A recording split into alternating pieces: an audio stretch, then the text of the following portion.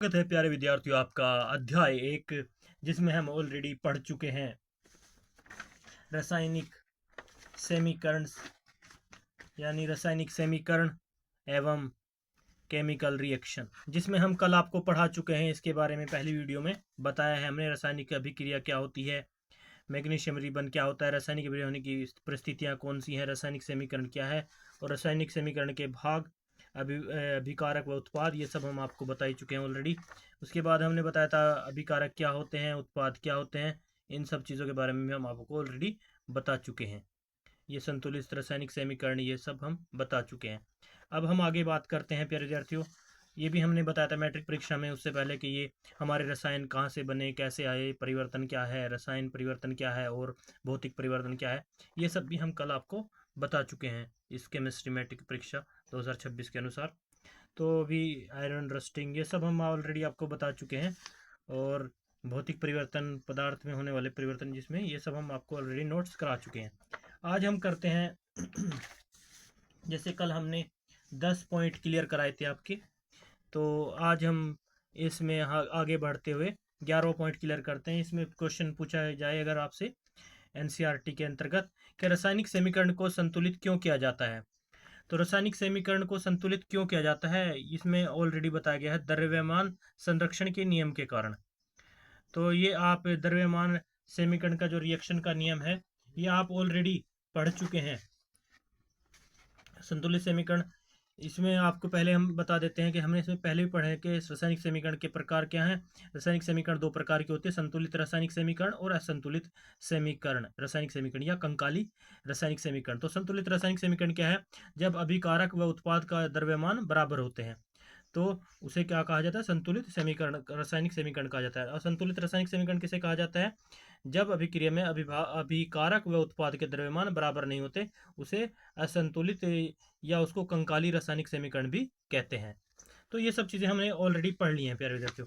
तो उन चीज़ों को बाद में ध्यान करते हुए, सबको रखते हुए ध्यान में, तो हम बता देते हैं कि रासायनिक समीकरण को संतुलित इसलिए किया जाता है द्रव्यमान के संरक्षण के नियम के कारण। द्रव्यमान के संरक्षण के नियम को हम 9वीं कक्षा में भी पढ़ चुके हैं कि रासायनिक समीकरण को संतुलित करना बहुत जरूरी है, क्योंकि इसको हम क्यों किया जाता है, द्रव्यमान के संरक्षण के नियम के कारण। क्योंकि द्रव्यमान का संरक्षण नियम क्या कहता है, द्रव्यमान संरक्षण का नियम जो है हमारा क्या कहता है, संरक्षण के नियम के कारण कि रासायनिक द्रव्यमान द्रव्य जो के कारण, जो हम 9वीं कक्षा में पढ़ चुके हैं। किसी भी रासायनिक क्रिया में, या आप किसी भी टीचर से पूछ सकते हैं द्रव्यमान संरक्षण के नियम में क्या है, कि इसमें जो है किसी भी पदार्थ की जो द्रव्यमान है उसे ना तो घटाया जा सकता है और ना ही बढ़ाया जा सकता है, वो बराबर रहेगा। इसलिए हमें जो हमारी जो समीकरण है उसको जो है हमें बराबर करना होता है। अब जैसे कि आपको एग्जाम्पल के तौर पे हम यहाँ पे बता देते हैं कि रासायनिक समीकरण का जो द्रव्यमान संरक्षण नियम के कारण रासायनिक अभिक्रिया के द्रव्यमान की ना तो उत्पत्ति होता है ना ही विनाश होता है। तो जैसे कि अगर हम देख लेते हैं यहाँ पे हमारे पास, ये हमारे पास अभिभाषा, जैसे हमारे पास मैग्नीशियम है, मैग्नीशियम ऑक्साइड है और मैग्नीशियम प्लस, जैसे कि हम पहले से ही उदाहरण करते आ रहे हैं, मैग्नीशियम का 2Mg हमारे पास है प्लस O2 है। तो इसकी जो अभिक्रिया होगी, इसके बाद बनने वाला पदार्थ हमारे पास क्या होगा, ये भी दो हैं, ये भी दो हैं, तो दो गुना में आ जाएंगे और Mg यानी मैग्नीशियम ऑक्साइड बनेगा। तो बात क्या हुई प्यारे विद्यार्थियों, जो भी इसके अंदर द्रव्यमान है, ये जैसे कि हमारे पास दो यहाँ पे द्रव्यमान है, ऑक्सीजन के भी दो द्रव्यमान है, तो ये दोनों द्रव्यमान का क्या हुआ, ये जब द्रव्यमान जब ये अभिकारक आपस में क्रिया किए तो इससे जो हमारे पास उत्पाद बनकर आया वो मैग्नीशियम ऑक्साइड हुआ।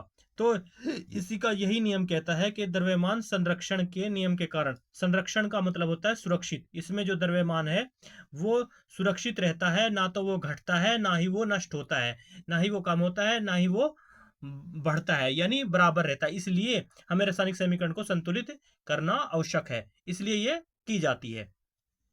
और रासायनिक समीकरण की अभिक्रिया में द्रव्यमान की जो उत्पत्ति है, तो लिखना क्या है कि रासायनिक अभिक्रिया में जो हमारे रासायनिक अभिक्रिया है उसमें द्रव्यमान की ना तो उत्पत्ति होती है, ना तो वो मतलब उत्पन्न होता है, और ना ही विनाश होता है। यानी जो द्रव्यमान दिया है वो उतना ही रहेगा, इसलिए हमें उसकी तुलना करनी पड़ती है। ऐसे ही हमारे पास दूसरा एग्जाम्पल कार्बन का है और ये ऑक्सीजन का है। जब ये दोनों आपस में मिलेंगे तो कार्बन डाइऑक्साइड बनेगा। तो कार्बन डाइऑक्साइड क्यों बना? क्योंकि इसमें कार्बन की मात्रा 1 है, ऑक्सीजन की मात्रा 2 है, तो डायरेक्टली कार्बन डाइऑक्साइड बन गया। तो इस प्रकार से हमारे पास ये कुछ केमिकल इक्वेशंस हैं जिनमें उनका जो भी द्रव्यमान है, इसमें कार्बन का 1 है, ऑक्सीजन के 2 अणु हैं, तो इन आयन आयन या अणु कहते हैं, आपस में मिले तो कार्बन डाइऑक्साइड बना। तो प्यारे विद्यार्थी, उम्मीद करते हैं आप समझ गए होंगे रासायनिक समीकरण संतुलित क्यों किया जाता है। क्योंकि किसी भी आप साइंटिस्ट से पूछ लेना या किसी भी साइंस के टीचर से पूछ लेना, वो यही बताएगा कि इनके अंदर जो है, जो ये मान होता है द्रव्यमान, वो सुरक्षित होता है। वो ना तो उसे दोबारा से और बढ़ाया जा सकता है और ना ही घटाया जा सकता है, ना तो उसका विनाश किया जा सकता है और ना ही उसको उत्पन्न किया जा सकता है, उत्पत्ति की जा सकती है। तो ये चीज़ आपको समझनी होगी प्यारे विद्यार्थियों। उम्मीद करते हैं आपको रासायनिक समीकरण का संतुलित करने का पॉइंट समझ आ गया होगा। तो इसके बाद बढ़ते हैं आगे, रासायनिक अभिक्रियाओं के प्रकार। तो रासायनिक अभिक्रियाओं के प्रकार जो है हमारे पास 5 प्रकार के होते हैं। रासायनिक अभिक्रियाएं, रासायनिक अभिक्रियाएं हम पढ़ चुके हैं। किसी भी रसायन की से रिलेटेड जो भी अभिक्रिया होती है उसको रसायन अभिक्रियाएं कहते हैं। रसायन जैसे केमिकल होते हैं, जैसे कि मैंने आपको बताया था भोजन का पचना, और ये और भी बहुत सारे उदाहरण हम पहले ही उसमें दे चुके हैं। तो रासायनिक अभिक्रिया के प्रकार जो है 5 प्रकार के हैं। 5 प्रकार की होती हैं रासायनिक अभिक्रियाएं, याद रखना प्यारे विद्यार्थियों। संयोजन अभिक्रिया। संयोजन अभिक्रिया क्या है प्यारे विद्यार्थियों? संयोजन अभिक्रिया होती है उस प्रक्रिया को कहते हैं संयोजन, जिसमें योजन होता है, जुड़ता है कोई चीज, उसको संयोजन अभिक्रिया कहते हैं। जिसमें उत्पाद जो अभिकारक प्लस अभिकारकों की प्रक्रिया होने के बाद वो आपस में जुड़कर एक उत्पाद बनाते हैं, उसको संयोजन अभिक्रिया कहते हैं।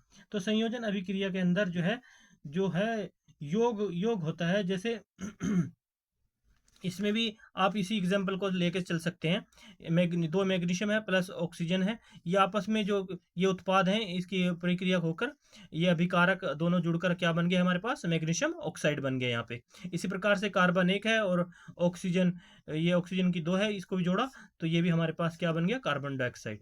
तो इस प्रकार से ये प्रक्रिया जो ही ये संयोजन अभिक्रिया है, जिसमें दो अभिकारक आपस में जुड़कर एक नया उत्पाद बनाते हैं और उसको हम संयोजन अभिक्रिया कहते हैं। तो संयोजन का मतलब होता है जुड़ना, इसमें हमारे पास मैग्नीशियम ऑक्साइड प्राप्त हो रहा है। तो ये हमारी प्रक्रिया जो ही वो संयोजन अभिक्रिया हुई। अब वियोजन, और इसमें जो है संयोजन अभिक्रिया में एक या एक से अधिक उत्पाद बनते हैं। तो इस प्रकार से हम संयोजन अभिक्रिया को इस प्रकार से भी समझ सकते हैं, जैसे उसमें अभिकारक तो एक हो, अभिकारक एक हो, लेकिन उस अभिकारक से एक से अधिक जो है उत्पाद बनते हों, जिसे संयोजन अभिक्रिया कह सकते हैं। अब जैसे अभिकारक हमारे पास उत्पाद के तौर पर ये हैं, तो इनसे हमारे पास जो प्राप्त हो रहे हैं, तो लिख सकते हैं जैसे कि अभिकारक एक है, ए है, लेकिन इससे अभिक्रिया करने के बाद हमारे पास B plus C plus D ये कुछ उत्पाद बन रहे हैं। तो इस प्रकार की प्रक्रिया जो होती है उसको संयोजन कहा जाता है। इसके बाद आ जाती है वियोजन। वियोजन जो है इसके विपरीत होती है, एक वियोजन अभिक्रिया होती है, अब हम इनके बारे में आगे पढ़ेंगे।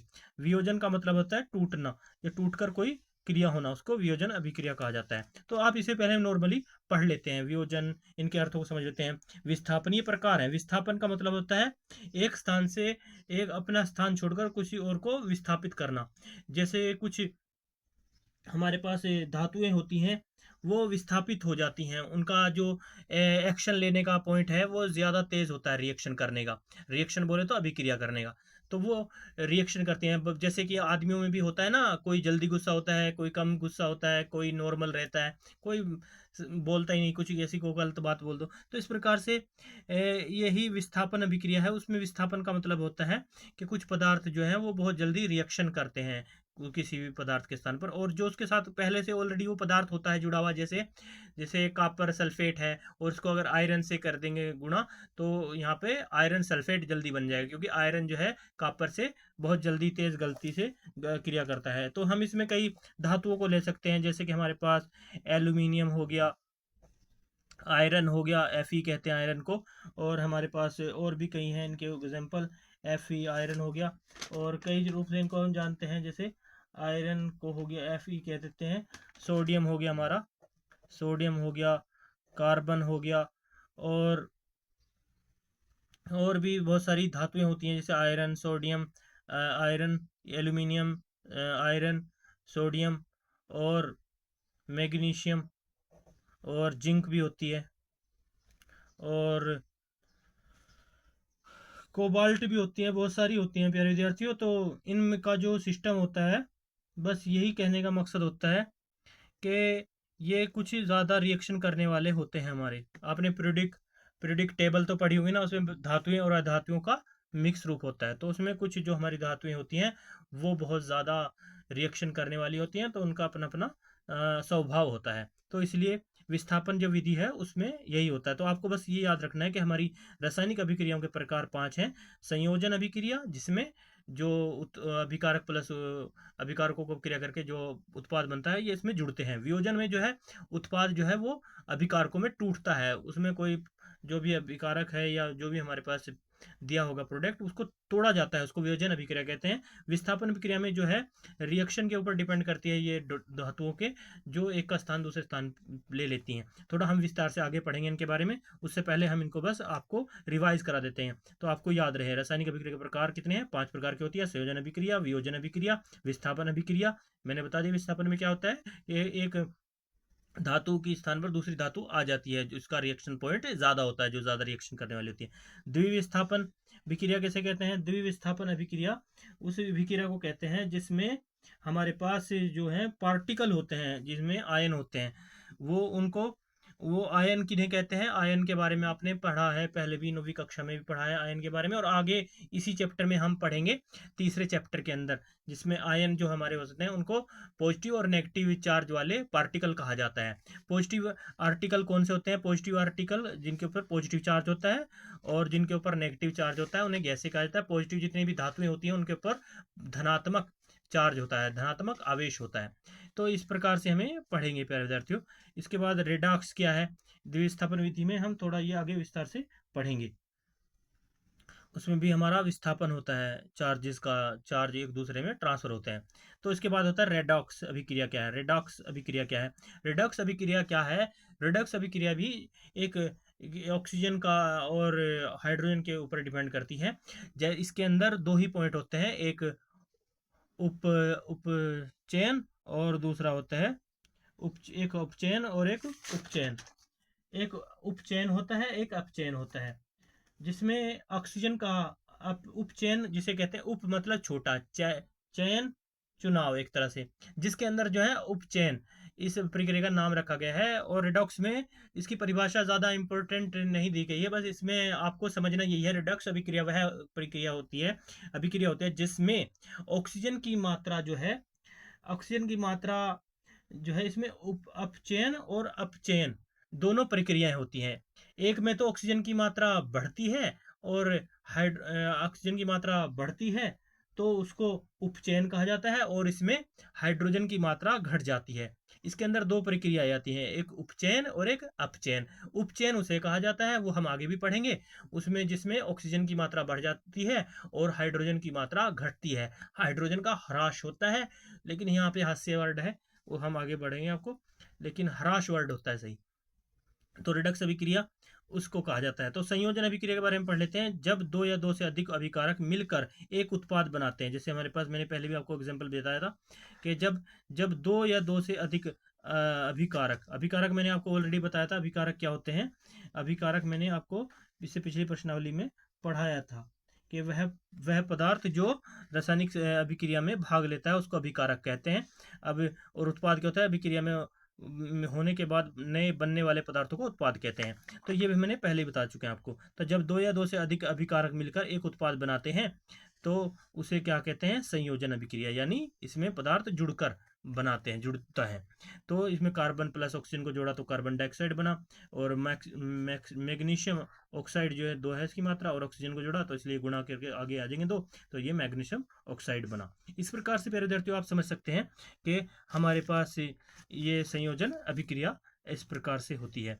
तो संयोजन अभिक्रिया में इसमें क्या मेन चीज़ होती है प्यारे विद्यार्थियों? इनमें मेन चीज़ यही होती है कि हमें लेफ्ट हैंड साइड को बराबर करना पड़ता है, इक्वल करना पड़ता है राइट हैंड साइड के। राइट हैंड साइड के किन चीज़ों से बराबर करना पड़ता है, जो भी इनमें क्वांटिटी दी होती है। इसमें कार्बन की मात्रा एक है, इसमें ऑक्सीजन की मात्रा है, तो इसलिए इन दोनों की वैल्यू देखो यहाँ पे समान है, कार्बन डाइऑक्साइड बन गया।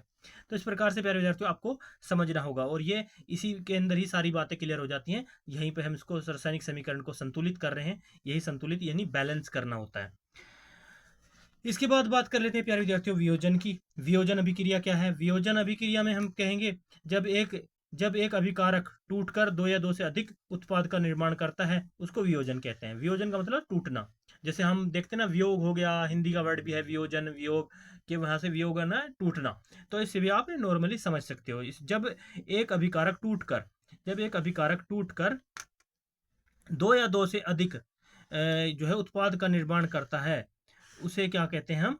उसे हम वियोजन अभिक्रिया कहते हैं। तो इसमें क्या होगा प्यारे विद्यार्थियों, इसमें जैसे हमारे पास ये पानी है या बर्फ समझ लो, इसकी वैल्यू यहाँ पर 2H2O दे रखी है। तो इसके जो हमारे पास ये पानी है जो टूटेगा, ये किस चीज़ में टूटेगा? हाइड्रोजन और ऑक्सीजन में। और इसके जो अनुपात हैं वो भी देखो बराबर हैं। यहाँ पे देखा जाए तो हाइड्रोजन की वैल्यू 2 है और ऑक्सीजन की वैल्यू भी 2 है, गुणा में है 2। जो 2 सामने होता है प्यारे विद्यार्थियों, ये हमेशा याद करना। वैसे हम आपको आखिर में बताएंगे इनके बारे में, समीकरणों को संतुलित कैसे किया जाता है, इनके जो द्रव्यमान दिए होते हैं, ये मात्राएं दी होती हैं, दो दो जो इनकी वैल्यू दी होती है, उसको हम करेंगे। तो यहाँ पर भी देख लो, ये 2 जो है वो गुणा में होता है, जो आगे आ जाता है। और जो ये साइड में होता है नीचे, ये उसी की वैल्यू होती है जो हमारे पास, जैसे हाइड्रोजन है H2O, तो यहाँ पे O है, O की मात्रा यहाँ पे 0 कुछ दिखाई नहीं दे रही, लेकिन ये 2 है H2O, इसलिए यहाँ पे हाइड्रोजन की वैल्यू 4 है और ऑक्सीजन की वैल्यू 2 है। तो ये जब इसको गर्म करेंगे, उष्मा करेंगे, जब इनको अभिकारक को टूटकर कैसे भी उष्मा करने पर, यहाँ पे उष्मा दी, तो उष्मा देने पर जो है ये पदार्थ जो हमारा टूट गया, और टूटने के बाद हाइड्रोजन और ऑक्सीजन में तब्दील हो गया। इसमें ये से हाइड्रोजन और ऑक्सीजन बने। तो इसको वियोजन अभिक्रिया कहते हैं। उम्मीद करते हैं प्यारे विद्यार्थियों आप समझ गए होंगे वियोजन क्या होता है। और वियोजन में आपको मैंने बता दिया कि जब दो पदार्थ आपस में टूट जाते हैं, एक से अधिक पदार्थ बनाते हैं, तो उसको वियोजन अभिक्रिया कहते हैं। तो एल्यूमिनियम, सोडियम, जिंक धातुओं के बारे में मैंने आपको बताया है कि ये सब विस्थापन विधि में पढ़ेंगे थोड़ा इसके बारे में आगे। तो इससे पहले ये जो हमारा यहाँ का वियोजन अभिक्रिया भी सिद्ध हो गई। अब वियोजन के बाद पढ़ लेते हैं प्यारे विद्यार्थियों विस्थापन विधि। विस्थापन विधि क्या है? विस्थापन के बारे में बता देते हैं। विस्थापन यानी रिप्लेसमेंट, रिप्लेसमेंट भी कहा जाता है इंग्लिश में से। विस्थापन विधि, विस्थापन रिएक्शन यानी रिप्लेसमेंट रिएक्शन। तो जब अधिक अभिक्रियाशील तत्व कम अभिक्रियाशील तत्व को विस्थापित कर देता है। तो इसमें बात क्या कह रहा है प्यारे विद्यार्थियों, कुछ धातुएं जो होती है ना हमारी, बहुत ही अभिक्रियाशील होती हैं, बहुत ही रिएक्शन एकदम लेती हैं तुरंत।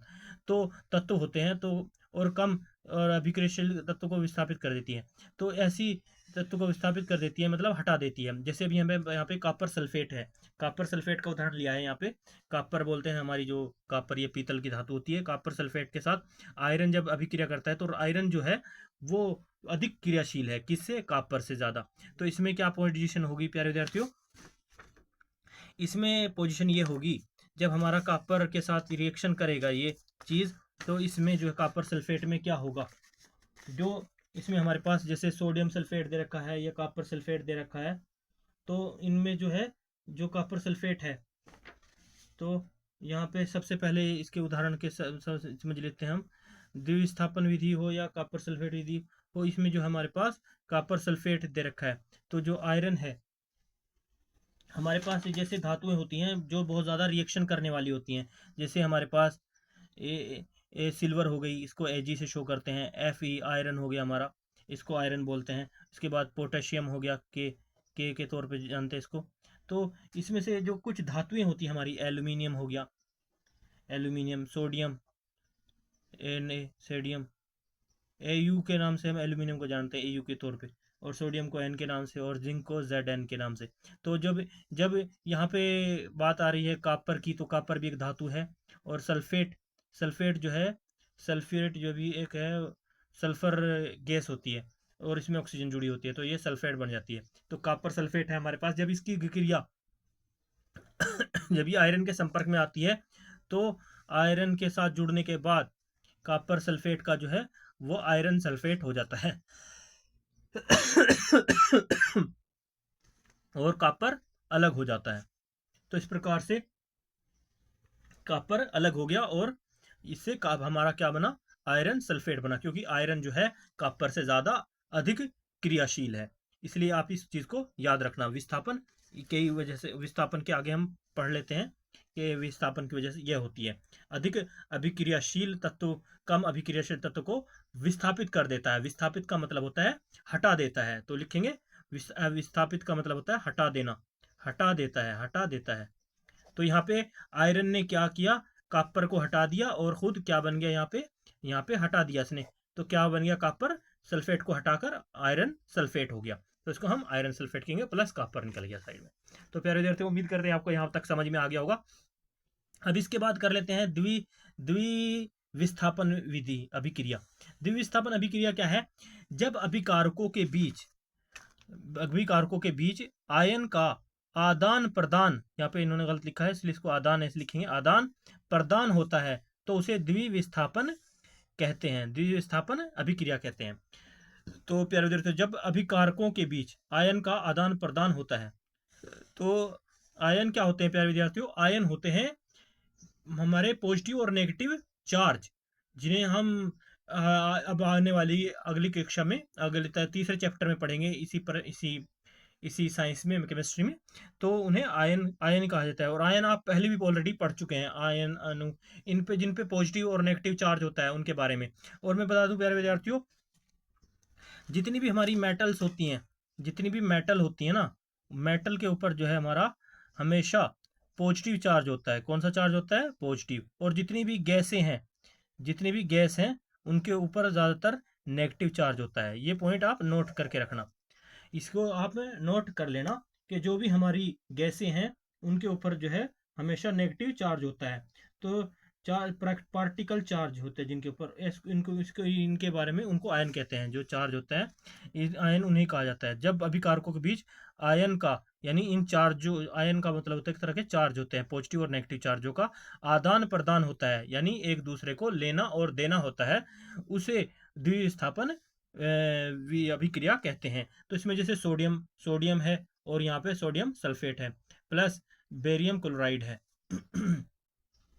तो प्यारे विद्यार्थियों, इसमें हम समझेंगे सोडियम और बेरियम क्लोराइड का सिस्टम क्या होगा। तो सोडियम और बेरियम क्लोराइड जैसे हमारे पास है, तो सोडियम भी जो है हमारे पास एक क्या नाम है, बेरियम क्लोराइड। क्लोरीन जो है यहाँ पे गैस होती है, और सोडियम एक तरह की, सोडियम जो है नमक या धातु होता है एक तरह से, वो भी होता है। तो इसमें क्या होता है, जो इसमें अभिक्रिया होगी, तो क्या होगी अभिक्रिया, जैसे यहाँ पे बताया गया सोडियम सल्फेट। अब सोडियम सल्फेट से हमारा क्या बन रहा है, बेरियम क्लोराइड के साथ अभिक्रिया करेगा। तो इसमें जो पहला भाग है, तो पहला भाग है, हम इसको साइड में लिख लेते हैं। तो हमारे पास जैसे इससे बन रहा है, ये हमारे पास बन रहा है सोडियम क्लोराइड और बेरियम सल्फेट।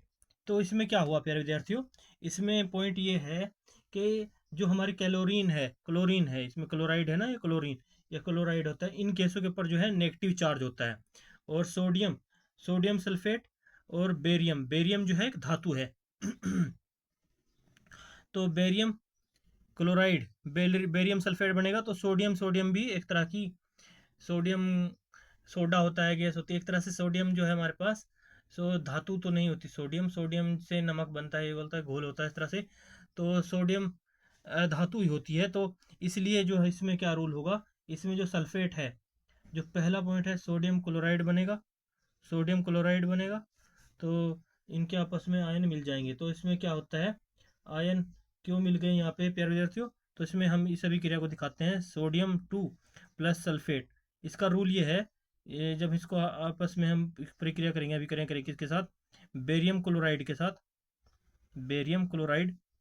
साथ, जब ये अभिक्रिया करेगा, तो क्या बनेगी, परीक्षण अभिक्रिया करने के बाद हमारे पास आगे अभिक्रिया करने पर आता है।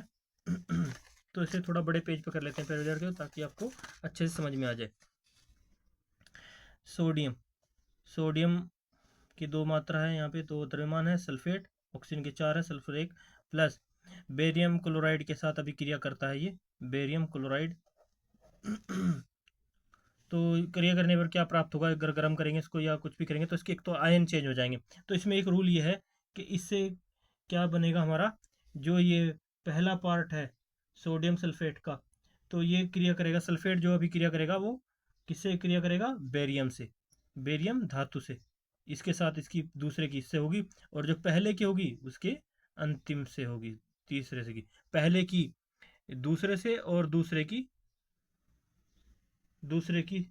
तीसरे से होगी। तो बेरियम सल्फेट बनेगा हमारे पास। तो सबसे पहले इसे प्रक्रिया करने के बाद हमारे पास क्या प्राप्त हुआ, बेरियम सल्फेट और सोडियम क्लोराइड। तो सोडियम किससे प्रक्रिया होगी, और ये भी क्लोराइड के भी दो हैं, तो इससे हमारे पास क्या बन के आएगा, ये दो कॉमन में आ जाएगा क्योंकि ये गुणा में रहेगा Na, और क्लोराइड के भी 2 पॉइंट हैं तो इसको Cl ऐसे लिख देंगे क्लोराइड, और प्लस बेरियम, बेरियम सल्फेट बनेगा, बेरियम का एक है Ba, तो और सल्फेट SaF4 है, तो इसकी इसके साथ अभिक्रिया हो गई, तो क्या बनेगा हमारे पास, बेरियम सल्फेट। ये रूल आप याद रखना प्यारे विद्यार्थियों, जब भी द्विविस्थापन की बात आ जाए तो उसमें जो धातु है वो इससे आपस में, ये आयन आपस में जुड़ जाते हैं, तो इस प्रकार से ये प्रक्रिया बनती है। तो इसके बाद प्यारे विद्यार्थियों हम आगे बढ़ते हैं। आपको उम्मीद करते हैं द्विविस्थापन विधि में आप समझ गए होंगे, जब अभिकारकों के बीच के आयनों का आदान प्रदान होता है तो उसे द्विविस्थापन विधि कहते हैं।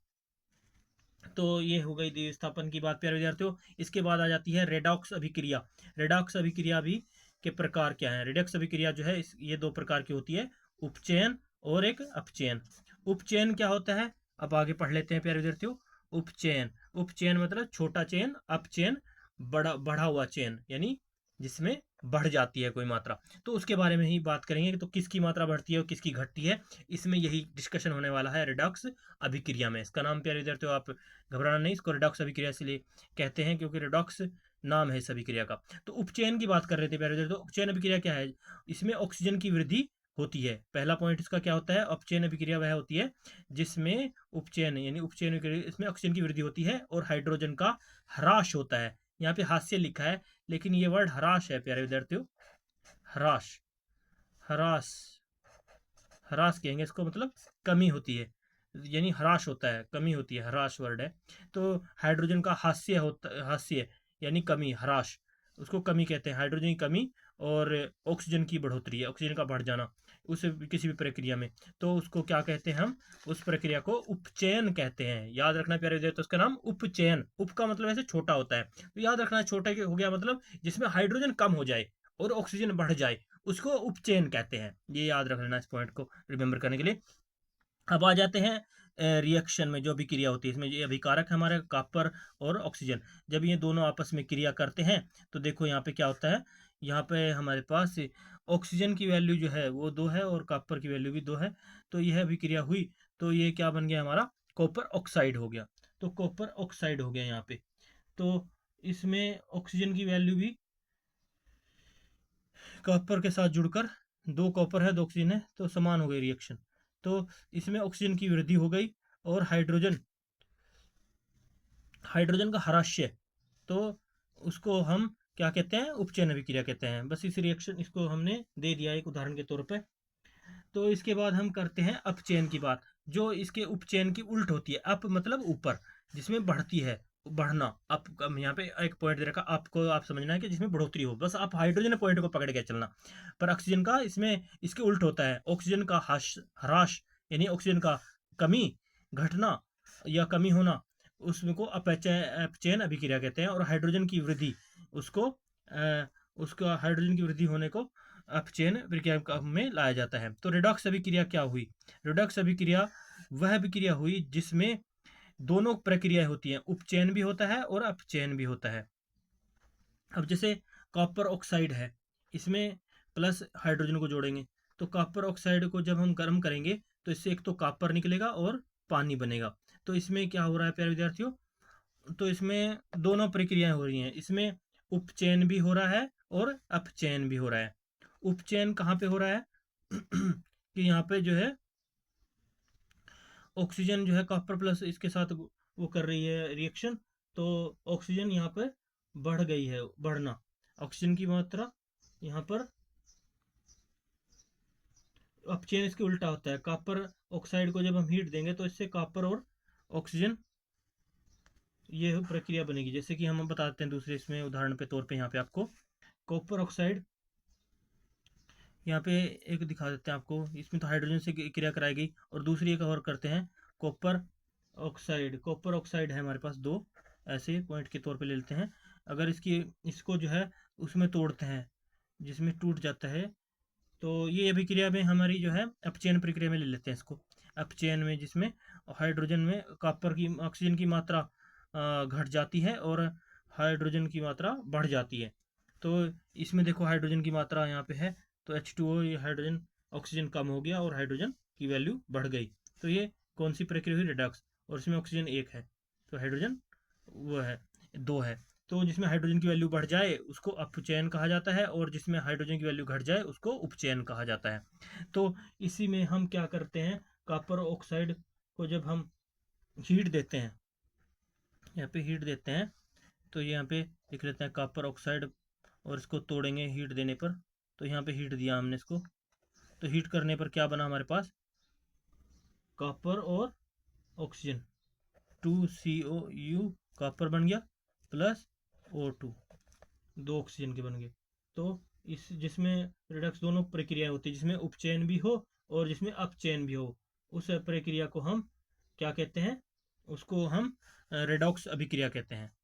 तो वैसे इसकी परिभाषा नहीं देनी है, बस आपको समझाने के लिए कहा है, जिसमें उपचयन और अपचयन दोनों प्रक्रियाएं हों, दोनों अभिक्रियाएं हों, उसको रेडॉक्स अभिक्रिया कहा जाता है। अगर इसे तोड़ेंगे तो हमारे पास 2 कॉपर प्लस O2 बन जाएगा। तो इस प्रकार से प्यारे विद्यार्थियों, आपको उम्मीद करते हैं समझ में आया होगा रेडॉक्स अभिक्रिया क्या है, और और ये जो भी हमने बताई इसमें जो प्रक्रियाएं होती हैं, इनको आपको क्लियर करा दिया यहाँ तक। मैंने आपको बताया कि जो जितनी भी गैसें होती हैं उनके ऊपर नेगेटिव चार्ज होता है, और एक बार और दोबारा से रिवाइज कर लेते हैं इसको, उम्मीद है आपको समझ में आएगा। तो हमने पहले ही आपको बता दिया इसके बारे में कि रासायनिक अभिक्रिया क्या होती है और ये सब किस प्रकार से काम करते हैं, ये हमने सब पढ़ लिया। यहाँ पे रासायनिक समीकरण को संतुलित क्यों किया जाता है ये सब बता दिया आपको। रासायनिक अभिक्रिया प्रकार 5 प्रकार के होते हैं। संयोजन अभिक्रिया क्या होती है? जिसमें दो या दो से अधिक अभिकारक मिलकर एक नया उत्पाद बनाते हैं। वियोजन अभिक्रिया क्या है? जब एक विकार टूटकर दो या दो से अधिक उत्पाद का निर्माण करता है, वियोजन कहलाता है। और इसी प्रकार से विस्थापन विधि क्या है? जब अधिक अभिक्रियाशील तत्व अभिक्रियाशील कम अभिक्रियाशील तत्व के स्थान पर, नहीं, कम अभिक्रियाशील तत्व को स्थापित कर देता है, तो उसको ये कहते हैं, क्या नाम है, विस्थापन अभिक्रिया। और द्विविस्थापन विधि में जब अभिकारकों के बीच आयन आयन यानी पॉजिटिव और नेगेटिव चार्ज जो होते हैं उनका आदान प्रदान होता है, इसको आयनीकरण यानी द्विविस्थापन कहते हैं। तो जिसमें सोडियम सल्फेट और बेरियम सल्फेट है, इनमें आयनों की जो है वो होती है नेगेटिव पॉजिटिव चार्ज, जिसमें जैसे इसमें अभिकारक आपस में आदान प्रदान कर लेते हैं। तो इसका नियम होता है, सोडियम जो है ये हमेशा, सोडियम जो पहला जो है इसके दूसरे से, और ये जो दूसरा है इसके पहले से प्रक्रिया करता है। तो ये नियम होता है इसका।